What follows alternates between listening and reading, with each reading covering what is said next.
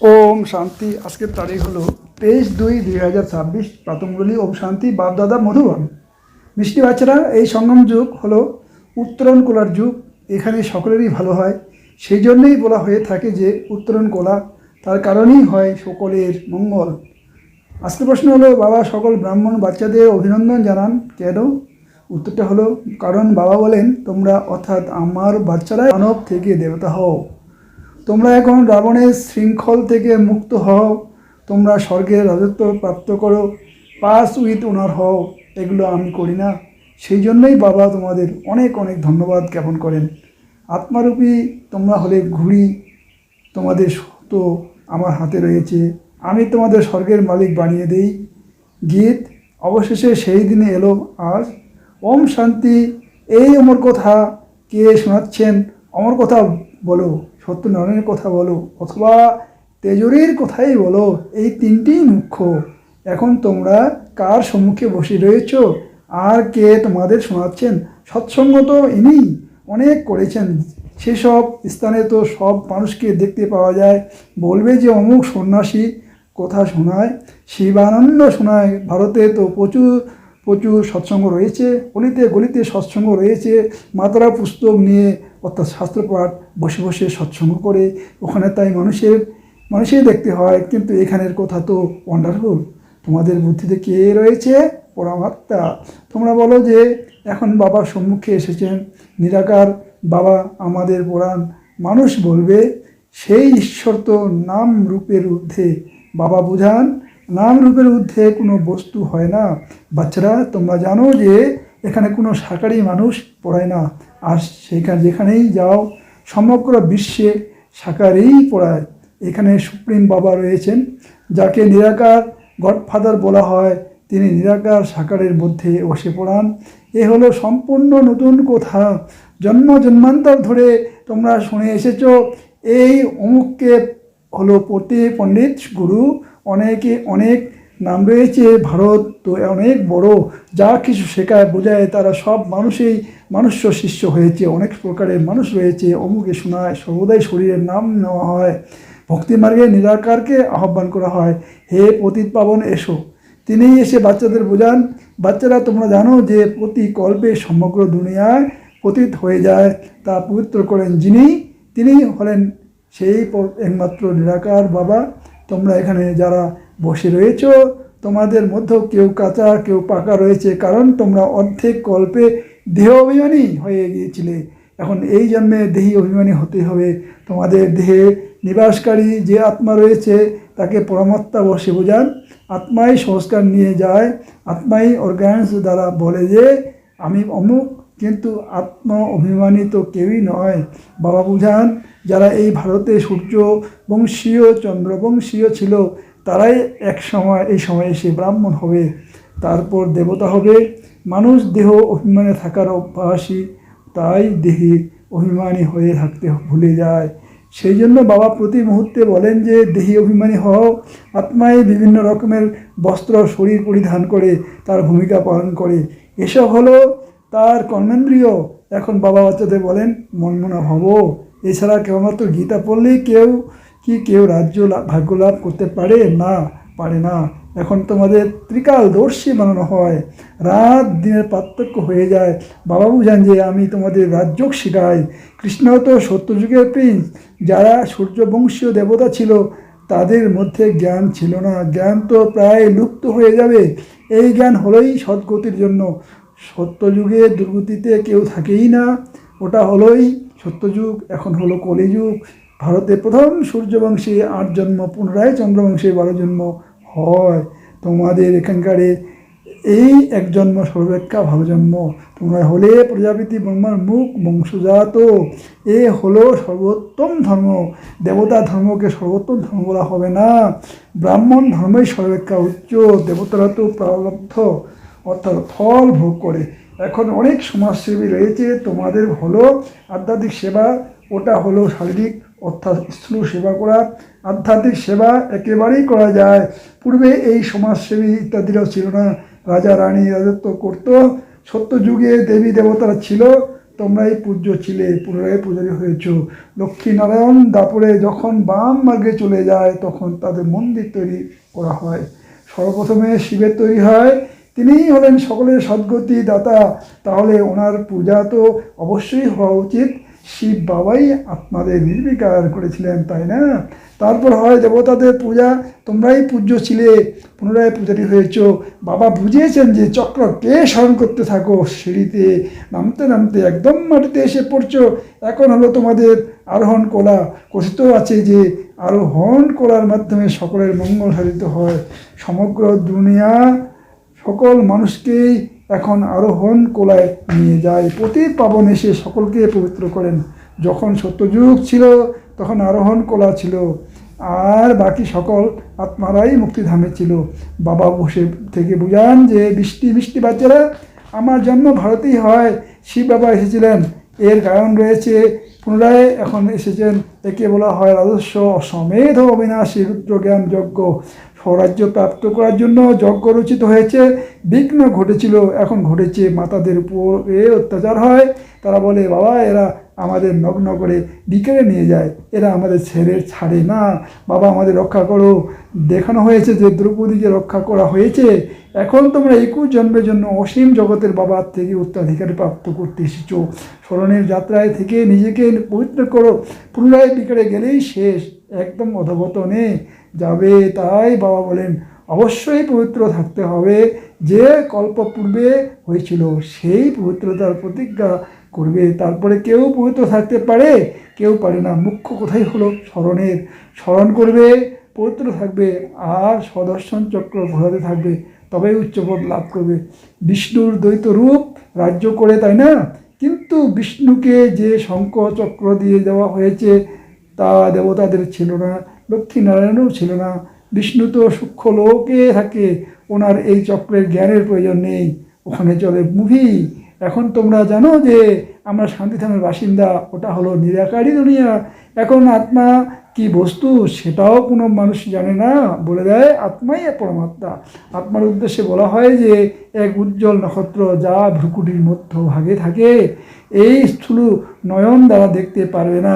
অবশ্যই কেউ যতই চেষ্টা করুক কাশ ইত্যাদির মধ্যে বন্ধ করে রেখে যে দেখি আত্মা কীভাবে বেরিয়ে যায়, প্রচেষ্টা করে, কিন্তু কেউই জানতে পারে না যে আত্মা কী জিনিস, কীভাবে বেরিয়ে যায়। এছাড়া এতটা তো বলে যে আত্মা নক্ষত্রের পতন, দিব্য দৃষ্টি ব্যতীত তাকে দেখা যায় না। ভক্তিমার্গে অনেকেরই সাক্ষাৎকার হয়, লিখিত রয়েছে যে অর্জুনের অখণ্ড সতীর সাক্ষাৎকার হয়েছে। অর্জুন বলেন আমি সহন করতে পারছি না। বাবা বুঝান যে এরকম তেজময় কিছুই ইত্যাদি কিছু নেই। যেভাবে আত্মা এসে শরীরে প্রবেশ করে বুঝতে পারা যায় কি যায় না কি। এখন তোমরাও জানো যে বাবা কীভাবে প্রবেশ করে কথা বলেন। আত্মা এসে বলে এ সব ড্রামায় নির্ধারিত হয়ে আছে, এ কারোর শক্তির কথা নয়, আত্মা কোনো শরীর পরিত্যাগ করে যায় না। এ হলো সাক্ষাৎকারের কথা, বিস্ময়কর কথা, তাই না? বাবাও বলেন আমি সাধারণ শরীরে আসি, আত্মাকে আবহন করা হয়, তাই না? পূর্বেও আত্মাদের আহ্বান করে তাদের জিজ্ঞাসাও করা হতো, এখন তো তমপ্রধান হয়ে গেছে, তাই না? বাবা আসেনি সেই জন্য যে আমি গিয়ে পতিতদের পবিত্র করব, বলেও যে 84 জন্ম। তাহলে বোঝা উচিত যে যারা প্রথমে এসেছে অবশ্যই তারাই 84 জন্ম নিয়েছে। ওরা তো লক্ষ লক্ষ বছর বলে দেয়। এখন বাবা বুঝেন যে তোমাদের স্বর্গে পাঠিয়েছিলাম, তোমরা গিয়ে রাজত্ব করেছিলে, তোমাদের ভারতবাসীদের স্বর্গে পাঠিয়েছিলাম, সঙ্গমে রাজযোগ শিখিয়েছিলাম। বাবা বলেন আমি কল্পের সঙ্গম যুগে আসি, গীতায় আবার যুগে যুগে শব্দটি লিখে দিয়েছে। এখন তোমরা জানো যে আমরা কীভাবে সিঁড়ি দিয়ে নিচে নামি, পুনরায় চড়ি, আরোহণ কোলা, তারপর অবরোহণ কোলা। এখন এ হলো সঙ্গম যুগ, সকলের আরোহণ কোলার যুগ, সকলেই চড়তে থাকে, সকলেই উপরে যাবে, পুনরায় তোমরা স্বর্গে আসবে নিজের পার্ট প্লে করতে। সত্য যুগে দ্বিতীয় আর কোনো ধর্ম ছিল না, তাকে বলা হয় নির্বিকারী দুনিয়া। পুনরায় দেবী দেবতারা বাম মার্গে গিয়ে বিকারী হতে থাকে, যেমন রাজা রানী তেমনই প্রজা। বাবা বুঝান হে ভারতবাসী, তোমরা নির্বিকারী দুনিয়ায় ছিলে, এখন হলো বিকারী দুনিয়া। অনেক ধর্মই রয়েছে, কেবল এক দেবী দেবতা ধর্মে নেই, অবশ্যই যখন থাকবে না পুনরায় তখনই তো স্থাপিত হবে। বাবা বলেন আমি এসে ব্রহ্মার দ্বারা আদি সনাতন দেবী দেবতা ধর্মে স্থাপনা করি, এখানেই তো করব, তাই না? সূক্ষ্মলোকে তো করব না। সেই কথা লিখিত রয়েছে যে ব্রহ্মার দ্বারা আদি সনাতন দেবী দেবতা ধর্ম রচনা করেন।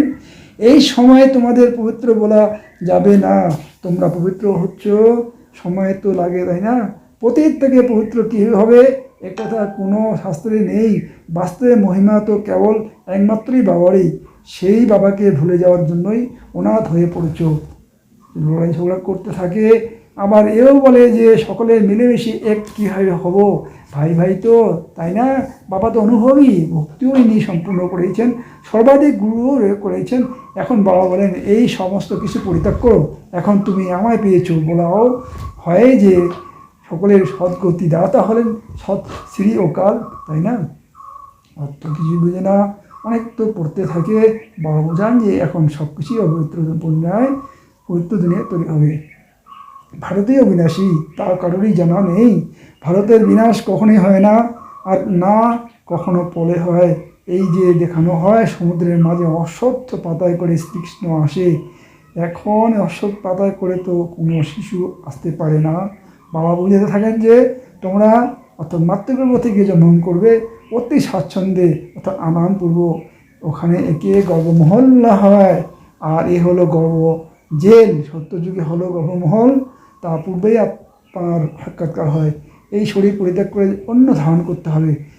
ওখানে আত্মা অভিমানী থাকে, মানুষ তো না রচিতাকে না রচনার আদি মধ্য অন্তকে জানে।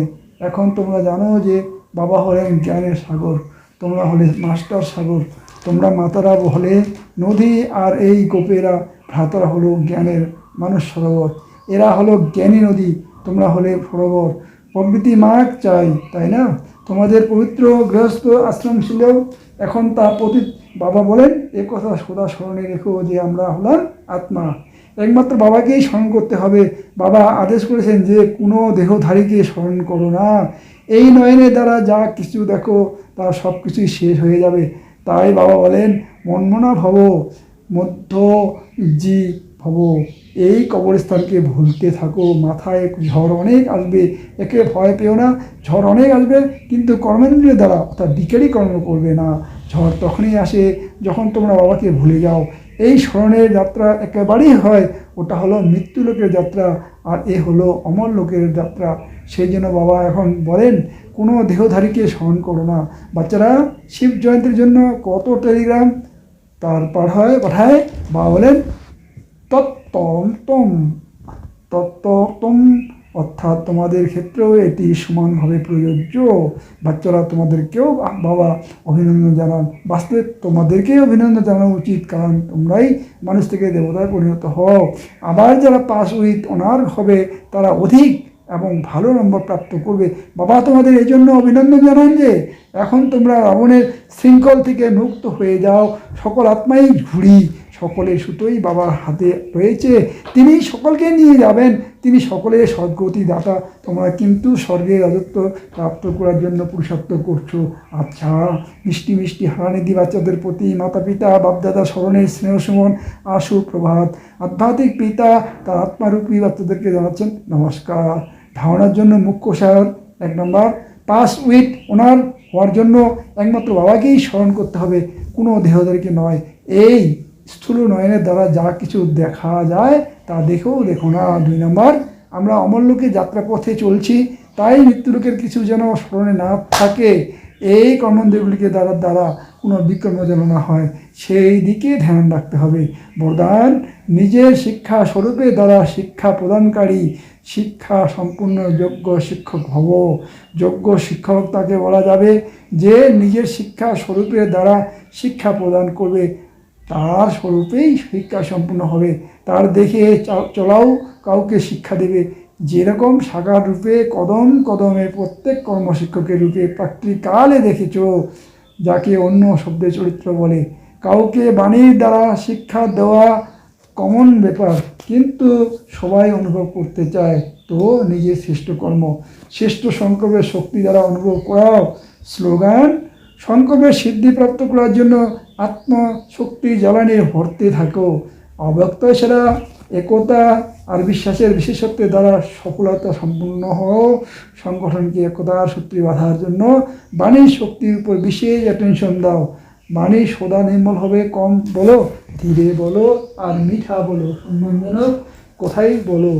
এখন পর্যন্ত সাধারণ কথাই বেশি হয়, অলৌকিক কথাবার্তা হবে, ফরিস্তা মতো কথাবার্তা হবে, প্রত্যেক কথা মধুর হবে। এখন এই কথাগুলির নিচে আন্ডারলাইন করো, তাহলে প্রত্যক্ষতা হবে। ওম শান্তি, ওম শান্তি, ওম শান্তি।